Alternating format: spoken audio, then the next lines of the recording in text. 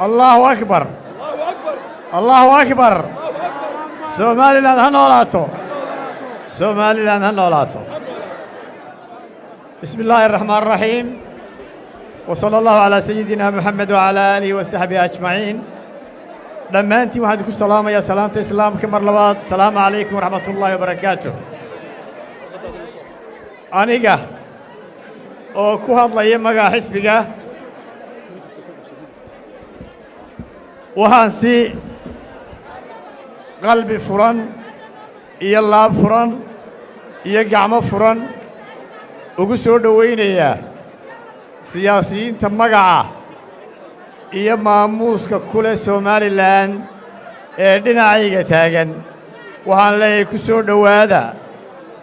xisbiga wadani oo xisbi aan la kala lahayn waxaan ilaahay uga baryayaa ilaahayna uga mahadnaqayaa inuu inaga saaray abaartii soomareebtada ahayd raxmadiisaynu weydiisanaynaa madar khayr qabaynu weydiisanaynaa ragga halkan maraya ee haldoorka ahi waxaa laga yaabaa inuu kulmiye isleeyay halkaasay ku dhammaatay filimkii laakiin waxaan u sheegayaa waa hordhici hoggaaminayay guluf badan oo soo socda waxaynu sugaynaa haldoorka Somaliland ee maroodi jeex ee awdal ee togdheer ee sool ee sanaag insha allahu dhowaan ayay shaashadaha tv ka muuqan doonaan waan leeyahay ragga halkan jooga ee gobolka maroodi jeex ka soo jeeda waxay inoo bilaabeen oo ay albaabka ka fureen Somaliland aan ku riyoonayo oo ah Somaliland qabyaaladda ka caagan qabyaaladdu ha dhacdo qabyaaladdu ha dhacdo himilada xisbiga waxa weeye in la abuuro Somaliland loo siman yahay Somaliland la wada leeyahay Somaliland aan la kala lahayn xilkeeda iyo xoolaheeda iyo xuduudadeeda inaan midna la kala lahayn oo ninka saylac ku dhashay uu laasacaanoo degi karo oo laga sheega waxaynu doonaynaa in la mideeyo shacbiga Somaliland oo la walaaleeyo waa himilada koowaad ee xisbiga wadani beriyaha waxaan maqlayay kulmiye wuxuu ka xanaaqay maalmihii ugu dambeeyey burca way midowday maanta waxaan leenahay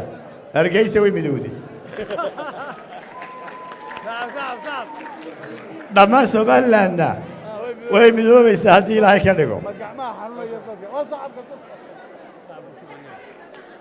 Somaliland xanuunno badan bay kulmiye ka qaaday waxaa ka mid ah aaminaadii oo ka dhimatay cidda xilka u dhiibtaan kulmiye berigu mucaaradka ahaa waan xasuustaa oo laba aqal oo halka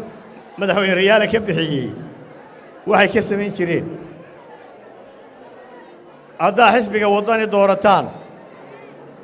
shacbiga reer Somaliland aad hay dhegaystaan waxaanu u ballan qaadaynaa inay ammaanada noo dhiibteen aanu u ilaalinno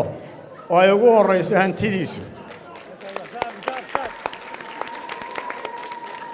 waxaanu kaloo u ballan qaadaynaa inaannu ka daba tagno hanti kasta oo sifo aan sharci ahayn lagu qaatay hanti kasta oo sifo aan sharci ahayn lagu helay waxaannu u ballan qaadaynaa inaannu gacanta shacbiga ku soo celin doono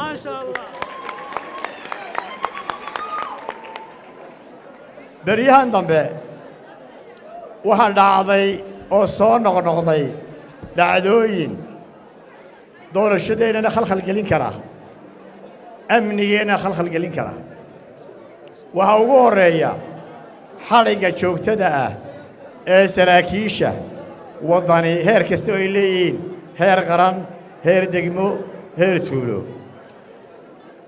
wax kale markaas iska ilowdo tobankii cishe ugu dambeeyey waxaa la xidhay mas-uuliyiin ka badan 20 oo ka soo jeeda xisbiga waddani وقبل كتقدر قبل كساحل يقبل كمراد الشيخ كتر سنة ولي غاربة حبس كوشرة حسب وضو الغاطي ضلك يسوي إيه يدرو فيه لكن وحنو شيءنا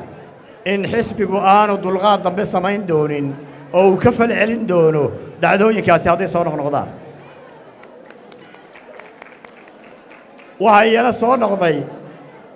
oo Soomaaliland ku cusub in xarumo xisbigu kireystay la yiraahdo ka baxa axsaabta laga kireyn maayee oo haddana kulmiye laga kireeyay waxa ka warhaysaan xarumo xisbigu kireystay oo mafaatiixdii haysto oo nootaayadii haysto oo heshiisyadii haysto oo weli ciidan haysto oo ku gadaaman yahay waxaa jira xarumo kale oo la baayacayo oo la leeyahay ka saara wadani dhaqankaasi waa dhaqanka cusub Soomaaliland waxaan shacbiga u sheegaynaa inay arrintaasi foolxumo tahay kana digtoonaadaan kuwa mas'uuliyiintaana ee arrimaha ku kacayana waanu uga digaynaa inay ku kacaan ama sii wadaan arrintaas waxa kaloo iyana jirta oo foolxumo aad u weyna أحزابta qaranku dhammaantood waxay naga madan yihiin xurbo astaanta koowaad ee xisbigu waa calankiisa waxaa dhacday oon kow ahayn oon laba ahayn oon saddex ahayn oon afar ahayn in calamada waddani mas-uuliyiin xukuumadda ka tirsani ay dejiyaan ama xisbiga kulmiye tolo maxaa ku salliday calanka جعلك وده كتاكتان ودويك محاك وضني أفرفريان وسرقيان وهي بالليلي مركب وضني صومري وضدا وإن لقيت شيء لما عالنك وضني مركب كل بيه صومري تاسي